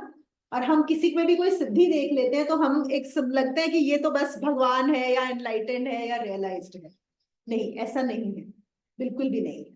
देखो, संजय जो था, पहली बात तो वेद व्यास जी ने संजय को ये एक एक्स्ट्रा पावर दी थी बताने के लिए कि उनकी कृपा से ये मिली थी ताकि वो धृतराष्ट्र को ये बता पाए। ठीक है, अब ये कैसा है, वेद व्यास जी ने जो पावर दी, वेद व्यास हाँ बहुत रियलाइज्ड वो है, बहुत हाई लेवल के हैं। जैसे आपको कोई आज एक्सेस दे दे किसी पर्टिकुलर वेबसाइट का, हो सकता है ना, या आपको किसी कंपनी की कोई है जिसका आपको एक्सेस मिल जाए, क्या है, आपको बस एक यूजर नेम और पासवर्ड ही तो बताना है ना। या इवन प्राइम मिनिस्टर ऑफिस का आपको एक यूजर नेम एंड पासवर्ड दे दे, तो आप क्या कर पाओगे, सब एक्सेस कर पाओगे वहां पे। हम समझ सकते हैं इस चीज को, है ना।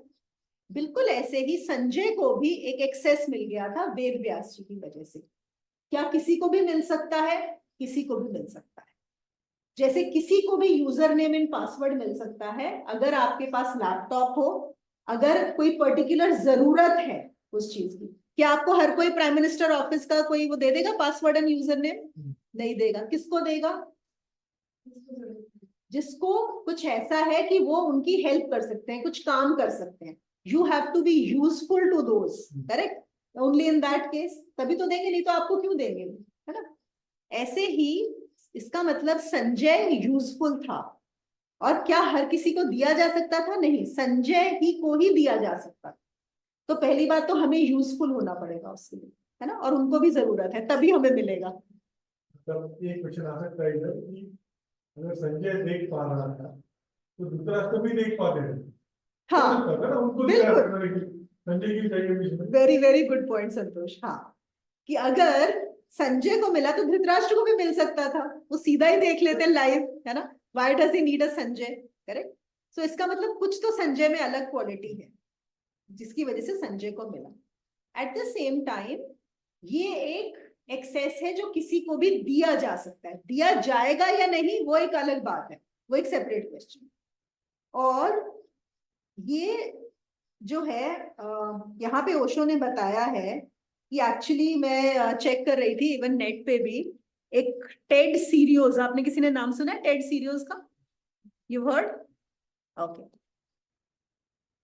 he was an American psychic who was born in 1918 and he just recently passed away 2006 में यूनाइटेड स्टेट्स में। तो वो जो साइकिक थे उनमें वही एबिलिटी थी जो संजय में थी, और संजय से कहीं ज्यादा। उनका ऐसा था कि जैसे अगर उनको बोला जाए कि लेट अस से if he was alive today, और उनको बोला जाता कि तपोवन में ओम रूम में आज क्या चल रहा है, और वो यूएस में बैठे हैं, तो उनकी वो आंख बंद करके कुछ करेंगे और उनकी आंखों में एग्जैक्टली यहाँ पे जो हो रहा है वो सीन आ जाएगा। और जब उनकी आंखों का फोटोग्राफ ली जाएगी, ओके, आपको पता ना प्यूपिल्स में हमें नजर आता है, उसमें ये नजर आए यहाँ पे जो चल रहा है। एंड ही इज, हाँ हाँ हाँ, उनकी आईज में, मतलब जैसे अगर सपोज अभी मैं संतोष की तरफ देख रही हूँ, तो अभी अगर मेरी आईज का पिक्चर लिया जाए तो संतोष नजर आएगा उसमें प्यूपिल्स में, उनके उसमें यहाँ वाला सीन नजर आए, ही कुड डू दैट। और ऐसे बहुत सारे लोग हुए हैं। तो ये जो साइकिक फिनोमिनन होता है, जो साइकिक एबिलिटीज होती हैं, ये कुछ लोग साधना से डेवलप करते हैं, इनको डेवलप किया जाता है इन एबिलिटीज को। इसको आज की लैंग्वेज में पता है क्या बोलते हैं जो संजय कर रहे थे? पहले तो दिव्य दृष्टि बोलते थे। दिव्य दृष्टि, बिल्कुल बिल्कुल। आज की लैंग्वेज में और क्या बोलते हैं? जादू टोना। नहीं नहीं, ये जादू टोना में नहीं आता, नहीं नहीं, आप वो कर रहे हो पर हाँ, वर्चुअल किया है इनका सीन हमने। हाँ, इसको रिमोट व्यूइंग बोलते हैं। और आपको पता है कि कितने सालों से यूएस और रशिया के जो स्पाइज हैं उनको रिमोट व्यूइंग की ट्रेनिंग मिलती है। देयर आर एक्चुअली क्लासेस जहां पे आपको ये सिखाया जाता है। अगेन, क्या हर कोई सीख सकता है? ऑब्वियसली नहीं। क्या हर कोई इंजीनियर बन सकता है? क्या हर कोई डॉक्टर बन सकता है? क्या हर कोई एस्ट्रोलॉजर बन सकता है? ऐसे ही हर कोई रिमोट व्यूअर भी नहीं बन सकता। तो ये लोग क्या करते हैं, they actually search for the right kind of people. जैसे रिक्रूटमेंट होता है ना, इस तरह से जिनके अंदर वो एबिलिटीज होती हैं, जिनका ब्रेन एक तरह से काम करता है, वो रिक्रूटमेंट होता है और उन लोगों की ट्रेनिंग होती है पूरी की पूरी, जिसमें उनको सिखाया जाता है। और ये कब से शुरू हुआ? जब नील आर्मस्ट्रांग गए थे इधर मून पे, तो उन्होंने रियलाइज किया कि टेक्नोलॉजी जो है डिपेंडेबल है, लेकिन आफ्टर अ पर्टिकुलर पॉइंट आप टेक्नोलॉजी पे भी डिपेंड नहीं कर सकते हो। मतलब वहां पे क्या हो रहा है, may be the technology might fail. जैसे आजकल जो सुनीता विलियम्स का चल रहा है, राइट? तो आपको नहीं पता कि क्या हो रहा है। तो इन्होंने लोगों को, उन्होंने रियलाइज किया कि टेक्नोलॉजी से भी ज्यादा जो स्ट्रॉन्गेस्ट इंस्ट्रूमेंट है वो कौन है? ह्यूमन। सबसे बड़ी जो टेक्नोलॉजी है वो ये ह्यूमन माइंड है। तो उन लोगों को अगर ट्रेन कर दिया जाए तो वो लोग देख के बता पाएंगे कि क्या हो रहा है। शुरुआत वैसे हुई थी, लेकिन ऑब्वियसली आज तो हर चीज के लिए इस्तेमाल होता है। तो अगर रशिया को जानना है कि यूएस में क्या हो रहा है, सोचो, अगर एक बंदा यहाँ पे, कोई इंसान देख सकता है कि क्या हो रहा है, क्या बोला जा रहा है, तो कोई कहीं पे भी देख सकता है ना, वो पूरे वर्ल्ड में। तो अगर यूएस को जानना है कि रशिया उनके अगेंस्ट क्या कर रहा है, या रशिया को जानना है यूएस क्या कर रहा है, तो वो लोग ऐसे ही ट्रेन करते हैं। तो उनके रिमोट व्यूअर्स होते हैं। तो आजकल एक संजय नहीं बचा है, बहुत सारे संजय हो गए। और बहुत सारे जो साधक भी होते हैं कुछ लोग, मतलब जरूरी नहीं है कि वो सही। अब ये जो है इनकी ट्रेनिंग क्या सही चीज के लिए हो रही है? एक यूज के लिए हो रही है, सिर्फ कंट्री के यूज के लिए। तो इसमें कुछ भी आध्यात्मिक नहीं है। There is nothing spiritual about, not at all. If I am being trained as a remote viewer to act as a spy for my country, where is the spirituality in it? Conscious is not to that level. No, it is not. So it is just a skill. जैसे आप एक cook बने या engineer बने या doctor बने, ऐसे ही आप रिमोट व्यूअर बन गए। आपके अंदर अगर वो एबिलिटी है, it has nothing to do with spirituality. So other development has not happened. It's only the skill got developed. It is only the skill which has got developed. There may be some kind of conscious development, maybe because of which that person is coming, but not really to the level. क्योंकि जिसका अगर एक point के आगे निकल गया, वो क्यों जाके अपने आप को कंट्री के लिए ये सब काम करेगा ना? वो स्पाई नहीं बनेगा। पहली बात तो यही आ गई ना, वो स्पाई क्यों बनेगा?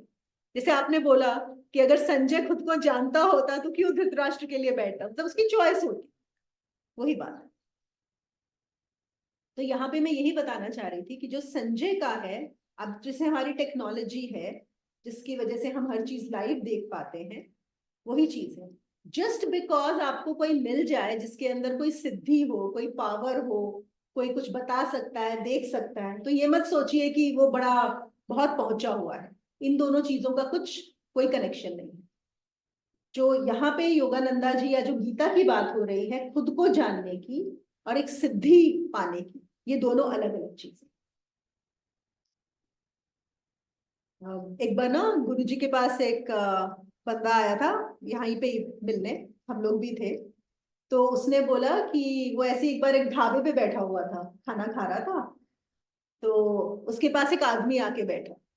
तो उसने बोला कि यहाँ पर जितनी भी गाड़ियां जाएंगी ना, जो भी, मैं आपको पहले ही बता दूंगा उस गाड़ी का नंबर क्या है। मतलब आप हाईवे पे बैठे हो, वहां पे खा रहे हो, तो बोल रहा है अच्छा अभी एक फिएट आएगी, उसका नंबर सो एंड सो है।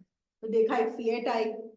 अब से सोचा बाय चांस होगा, फिर एक ट्रक आया, उसका भी नंबर बता दिया, फिर एक और वैगन आर आई, उसका भी नंबर, ऐसे 10-12 गाड़ियां जाती गई और हर एक का नंबर बताता गया। ऑब्वियसली उसको पता नहीं है ना, लेकिन वो पहले ही बता रहा है कि अब ये ट्रक आएगा और उसका नंबर ये।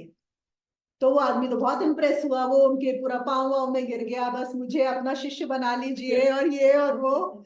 और फिर आके वो गुरुजी को बता रहा था। तो गुरुजी ने बोला अच्छा एक काम करो, जाओ उसी के शिष्य बनो, यहाँ पे आने की जरूरत नहीं है। गाड़ी मतलब गाड़ियों के नंबर जानने से क्या हो जाएगा? बट वही है कि बड़े इंप्रेस हो जाते हैं लोग इस चीज से, है ना, उनको लगता है कि बस यही कुछ सिद्धि है। तो यहाँ पे यही बताना जा रहा है। इसमें लोगों का भी गलती नहीं है।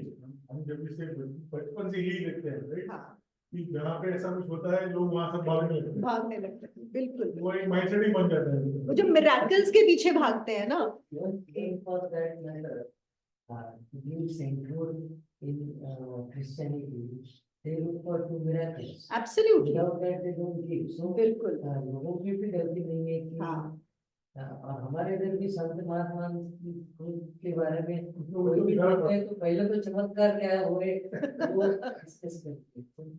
बिल्कुल बिल्कुल। बट ऐसी भी पॉसिबिलिटी है कि कोई स्पिरिचुअली अवेकन भी है और उसको ये पावर भी है। हाँ, दोनों पॉसिबिलिटी है कि स्पिरिचुअली अवेकेंड भी है, पावर्स भी हैं। स्पिरिचुअली अवेकेंड भी है लेकिन पावर्स नहीं है, और पावर्स हैं spiritually awakened. All the possibilities are. लेकिन जो स्पिरिचुअलिटी है, जो अध्यात्म की हम बात कर रहे हैं, जो गीता का मैसेज है, वो पावर्स के बारे में नहीं। हमेशा फोकस है, सबसे पहले सबसे इंपॉर्टेंट जो चीज है वो है सेल्फ रियलाइजेशन, कि आप खुद को जान लो कि क्या, बस। उसके बाद और कुछ चीजें हो या ना हो, it is in between, it is secondary, सब कुछ। और स्पिरिचुअल आदमी शायद वो पावर दिखाएगा भी नहीं। एग्जैक्टली नहीं दिखाते। It's like how you Small spirit.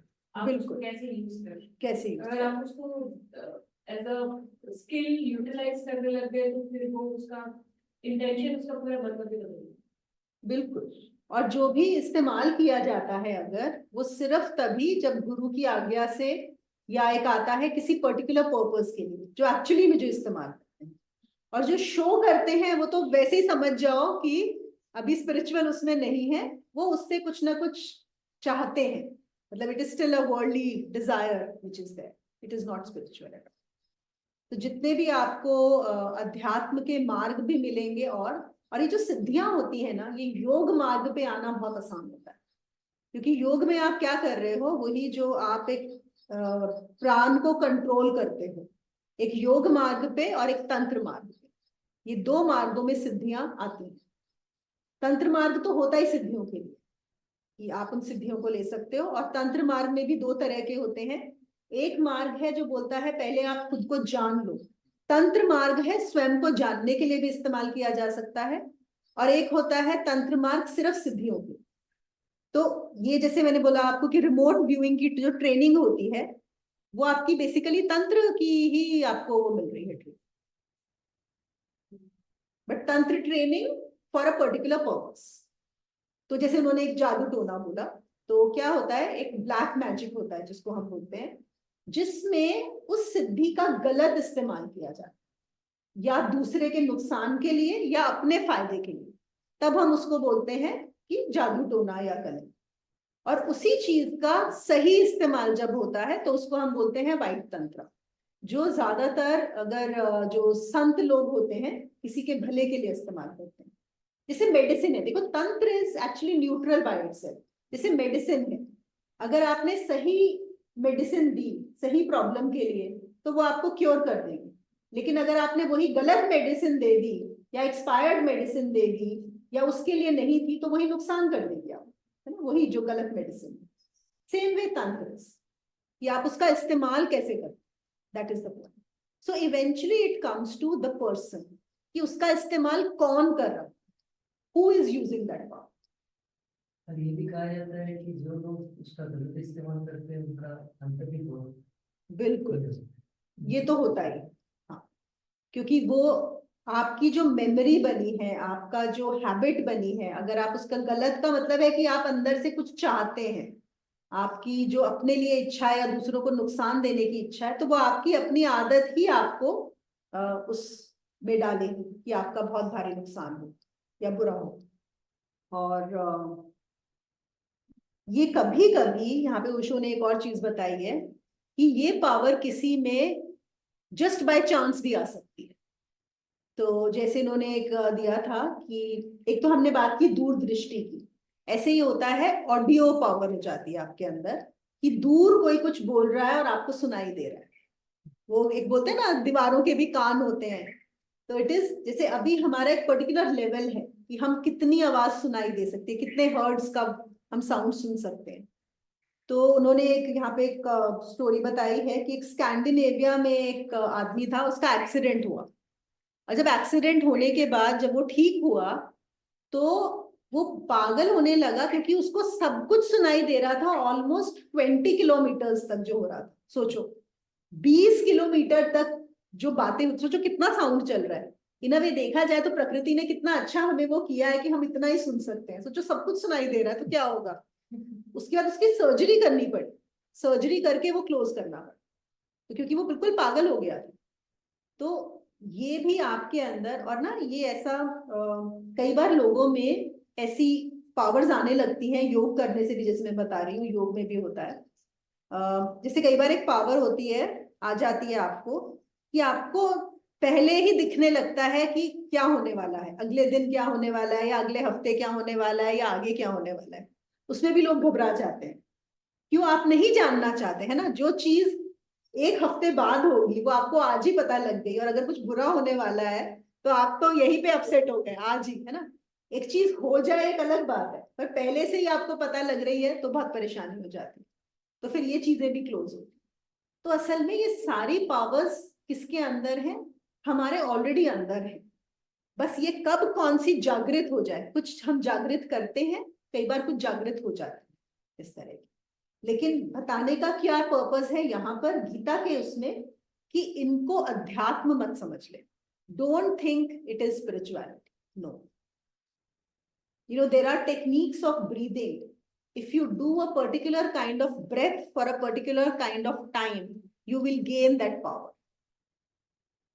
Anybody, I mean, you may have nothing to do spiritually. अगर आप बस वो प्रैक्टिस करोगे, आपके अंदर वो पावर आ जाएगी।